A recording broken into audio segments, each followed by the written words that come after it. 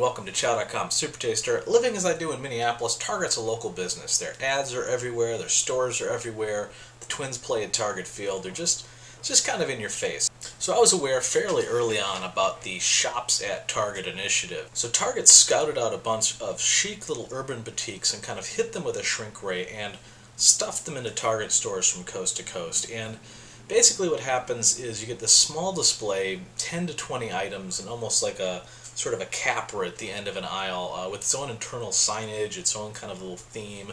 So they've got a lingerie one, they've got a makeup one, and they've got a candy one.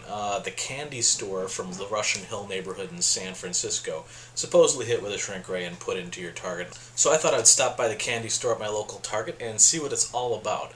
Now what you'd hope for, at least what I would hope for, is candy actually made by some charming little shop somewhere, or at least an artisan level or interesting quality candy that you wouldn't necessarily expect from Target. The whole premise suggests a hyper-locality, but if you look at the stuff I got from the candy shop, which by the way is about $5 per jar, you get candy made in Spain or packaged in Mexico, or my favorite, the gumballs, which are basically the NAFTA special, made in Canada, jar made in the US, packaged in Mexico. So yeah, it's $5 a jar, but it's made from corn syrup and shellac and resinous base and all the usual crap, all the chemicals. It's a massive letdown on paper, but let's give it a try and actually taste it. First thing I want to taste are the red licorice Scotties. They've got a cute design here. Look, I'm a little mass-produced Scotty, and I was probably made in... Oh, I was actually made in the USA, but I was packaged in Mexico.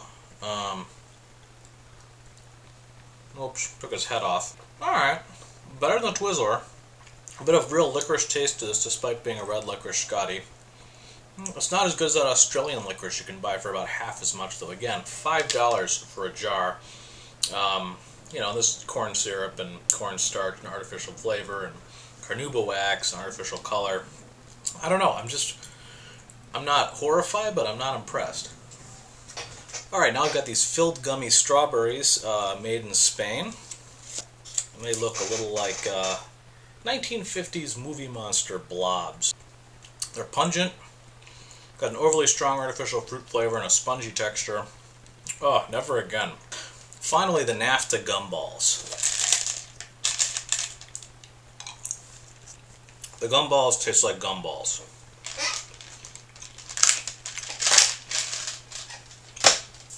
And here as I wrap up, I want to bring up an article written by Georgia Kovanis of the Detroit Free Press, which I thought was pretty good. She said she'd been hoodwinked and finished up with the sentence, "Target set me up to expect something great on a blind date with its so-called shops, and all I got is a few meh dresses and more plastic glasses." Yeah, these shops they're kind of a scam, or a little Potemkin village. It's a multinational pretending to be a local boutique, and it just doesn't work. Target, I love you guys still, but you've definitely dropped a peg or two. For Chow.com SuperTaster, I'm James Norton. Subscribe to the channel, keep watching the videos. I'll be back tomorrow with more food.